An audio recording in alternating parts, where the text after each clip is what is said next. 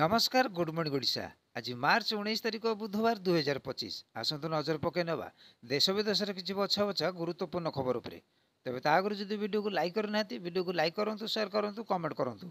आम चैनल को सब्सक्राइब करी पाखरे थिया बेल आइकन को दबाई दिंतु, जहाँफल एमती लेटेस्ट अपडेट आपण मैंने सर्वप्रथमे देखिपारे। तेबे डेरी नगरी आसन देखा आज सकाळ गुरुत्वपूर्ण खबर गुड़िक कौन रही। तेज आज प्रथम खबर 6 वर्ष ना स्कूल मना। पिला को 6 वर्ष हेले प्रथम श्रेणी नाम लेखा 2025-26 शिक्षा वर्ष राज्य में लागू हेब जातीय शिक्षा नीति 2020।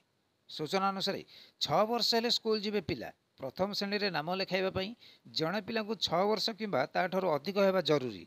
छात्र छात्री उत्कृष्ट शैक्षिक विकास जातीय शिक्षा नीति 2020 प्रथम श्रेणी नाम लेखाइबा नहीं यही निष्पत्ति नि। विभिन्न शिक्षाविद और विशेषज्ञ मतामत नहीं पिला नाम लेखा बयस सीमा को 6 वर्ष रु अधिक रखा जाइछि। सेप्टेम्बर मास 1 तारिख सुधा पिला को 6 वर्ष होइतिले से प्रथम श्रेणी में नाम लेखाई पारिबे। राज्य में जातीय शिक्षा नीति 2020 को 2025-26 शिक्षा वर्ष ठारू प्रचलन पर निष्पत्ति नि।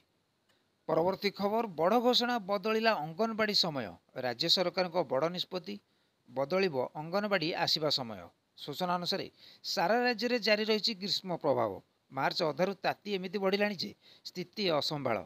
आग को ताती आहरी बढ़ बोली पाणीपाग विभाग पक्षर आकलन कर भितर ग्रीष्म प्रभाव को दृष्टि रखी राज्य सरकार नहीं बड़ पदक्षेप।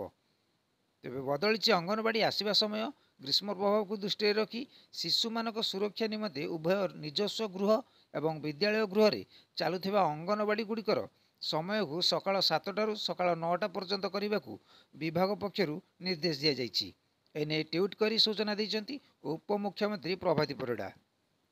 परवर्ती खबर 1 अप्रैल रु बंद हो मोबाइल नंबर बैंकिंग और यूपीआई सेवा।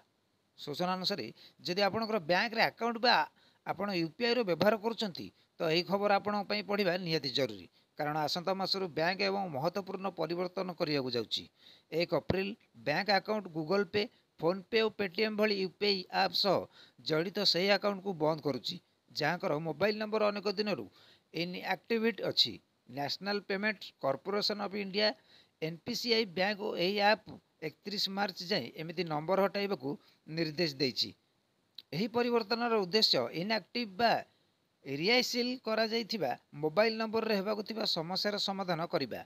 इनएक्टिव बा रिआईकिल करा जाइथिबा मोबाइल नंबर अन लेन देन समस्या सृष्टि होता है। परवर्ती खबर महानदी अव्यवाहिक हेब 7टी ब्यारेज। गृह में पंचायतीराज मंत्री रवि नायक सूचना। सूचना अनुसार विधानसभा बीजेपी विधायक सिद्धांत महापात्र प्रश्न उत्तर रखिले मंत्री रवि नायक। सिद्धांत महापात्र प्रश्न करी कि प्रत्येक जनबसति जल जोगाण करने को सरकार सुरक्षित और सुनिश्चित करने को कौन पदक्षेप नहीं। विधानसभा उत्तर रखिते पंचायतीराज मंत्री रवि नारायण नायक। बौद्ध सुवर्णपुर बलांगीर दे जाउथिबा महानदी अववाहिकार पानी कमुची बोली गृह में स्वीकार कले पंचायतीराज मंत्री रवि नायक। उदयपुर में होइतिबा जल संपद मंत्री बैठक में ओडिशार मुख्यमंत्री, छत्तीसगढ़ जल संपद मंत्री और कमिशनर उपस्थित रही आलोचना करिसेंति। मुख्यमंत्री महानदी अववाहिकार 7टी ब्यारेज करने को निष्पत्ति नहीं। सेहीपरि पुरी जिला दे जाउथिबा दया नदी रे भी पानी कमुथिबा नै पंचायतीराज मंत्री स्वीकार करछन्ति। परवर्ती खबर बदलिबो मेट्रो रेल प्रकल्पर डीपीआर। त्रिशूलिया नुहे कटक जाए बढ़िबो कॉरिडोर। सूचना अनुसार भुवनेश्वर कटक मेट्रो रेल प्रकल्प को नहीं आसिला नुआ अपडेट। बदलिबो पूर्व सरकार मेट्रो रेल प्रकल्पर डीपीआर। आउरी बढ़िबो मेट्रो कॉरिडोर।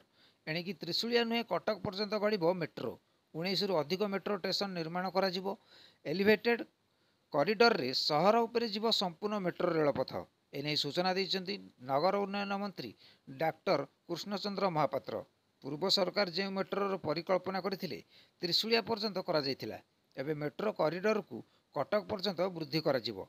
तेणु डीपीआर परिवर्तन करिया पई टेक्निकल लोकों को नहीं एक उच्चस्तरीय कमिटी गठन करा जायछि। केउठु केउ पर्यंत एही प्रकल्प कार्यक्षम हेबो से नै कमिटी तर्जमा करिवे। परवर्ती खबर हु होई बढ़ुची सुना दर। 10 ग्राम को 24 कैरेट 90,000 छुईला। सूचना अनुसार वर्तमान विश्व बजार में सुना रकेट बेगर दौड़ुची। चलित वर्ष आरंभ सुना मूल्य क्रमागत भाव बढ़िबार लगी। आज यह सर्वकालीन स्तर में पहुंची जाइए। मार्च 18 अर्थात मंगलवार सुना दाम 90,000 होइछि। 24 କ୍ୟାରେଟ୍ 10 ଗ୍ରାମ ସୁନା ଦାମ 90,000 ପହଞ୍ଚିଛି। ଗତକାଲି ଏହା 89,560 ଟଙ୍କା ଥିଲା, ଅର୍ଥାତ୍ ଦିନକରେ 440 ଟଙ୍କା ବୃଦ୍ଧି ପାଇଛି। 22 କ୍ୟାରେଟ୍ ସୁନା ଦାମ 10 ଗ୍ରାମକୁ 82,500 ଟଙ୍କା ରହିଛି। ଗତକାଲି ଏହା 82,100 ଥିଲା, ଦିନକରେ 400 ଟଙ୍କା ଏଥିରେ ବୃଦ୍ଧି ହୋଇଛି। ସେହିପରି ରୂପା କିଲୋ 1100 ଟଙ୍କା ବଢ଼ି 1,13,000 ଟଙ୍କାରେ ପହଞ୍ଚିଛି। ପରବର୍ତ୍ତୀ ଖବର ବଦଳିଲା ଟ୍ରାଫିକ୍ ନିୟମ 10 ଗୁଣା ବଢ଼ିବ ଜୋରିମାନା। ସୂଚନା ଅନୁସାରେ ଭାରତ ସରକାର 1 ମାର୍ଚ୍ଚ 2025ରୁ ଟ୍ରାଫିକ୍ ନିୟମକୁ କଡ଼ାକଡ଼ି କରିଦେଇଛନ୍ତି।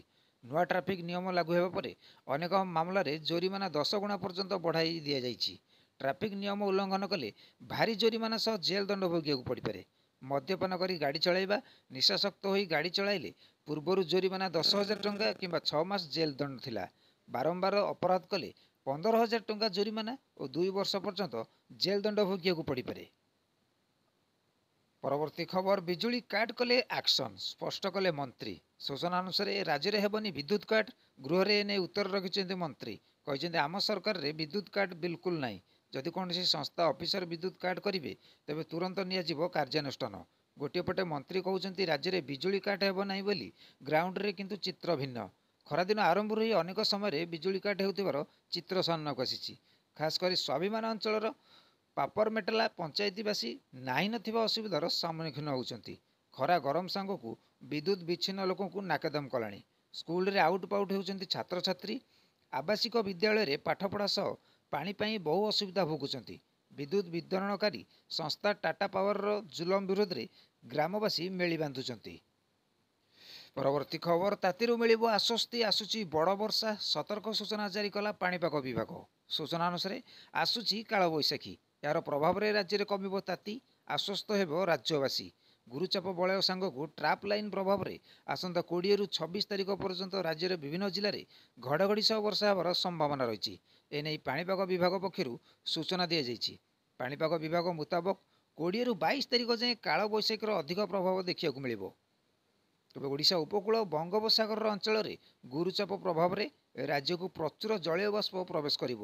ଓଡ଼ିଶା ଉପକୂଳ ବଙ୍ଗୋପସାଗର ଅଞ୍ଚଳରେ ଗୁରୁଚାପ ପ୍ରଭାବରେ ରାଜ୍ୟ ମଧ୍ୟକୁ ପ୍ରଚୁର ଜଳୀୟ ବାଷ୍ପ ପ୍ରବେଶ ଏବଂ ଉତ୍ତପ୍ତ ବାୟୁମଣ୍ଡଳ ସଂସ୍ପର୍ଶରେ ଆସିବା ସହ ଉପରି ଭାଗରେ ନିମ୍ନଚାପ ରେଖାର ଉପସ୍ଥିତ ହିଁ କାଳବୈଶାଖୀ ପାଇଁ ଅତ୍ୟନ୍ତ ଅନୁକୂଳ ହେବ, ଯାହା ଉତ୍ତପ୍ତ ବାୟୁମଣ୍ଡଳ ସଂସ୍ପର୍ଶରେ ଆସିବା ପରେ ଝଡ଼ ପବନ ସାଙ୍ଗକୁ ବର୍ଷା କରାଇବ। ଏହା ସହ ଉପରି ଭାଗରେ ନିମ୍ନଚାପରେଖାର ଉପସ୍ଥିତ କାଳବୈଶାଖୀ ପାଇଁ ଅତ୍ୟନ୍ତ ଅନୁକୂଳ ହେବ। ଫଳରେ 19ରେ ସୁନ୍ଦରଗଡ଼, କେନ୍ଦୁଝର, ଢେଙ୍କାନାଳ, ଯାଜପୁର, ଭଦ୍ରକ, ବାଲେଶ୍ୱର, ମୟୂରଭଞ୍ଜରେ ଝଡ଼ ପବନ ସହ ବର୍ଷା ସମ୍ଭାବନା ନେଇ ୟେଲୋ ୱାର୍ଣ୍ଣିଂ ପାଣିପାଗ ବିଭାଗ ଜାରି କରିଛି। ତେବେ ସମ୍ପୂର୍ଣ୍ଣ ଖବରଗୁଡ଼ିକ ଆପଣମାନଙ୍କୁ କିପରି ଲାଗିଲା କମେଣ୍ଟ ବକ୍ସରେ ଆପଣଙ୍କର ମତାମତ ଦିଅନ୍ତୁ। ଆମ ଚ୍ୟାନେଲକୁ ସବସ୍କ୍ରାଇବ୍ କରି ପାଖରେ ଥିବା ବେଲ୍ ଆଇକନକୁ ଦବାଇ ଦିଅନ୍ତୁ, ଯାହାଫଳରେ ଏମିତି ଲାଟେଷ୍ଟ ଅପଡେଟ୍ ଆପଣମାନେ ସର୍ବପ୍ରଥମେ ଦେଖିପାରିବେ।